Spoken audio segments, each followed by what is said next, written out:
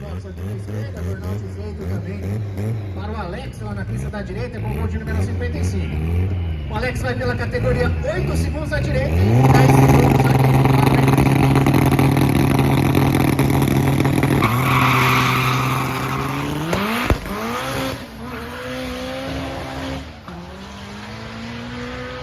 Vai dando aquela despregada, o gol ali na pista da direita, passando a 148 km por hora com o tempo de 8,659.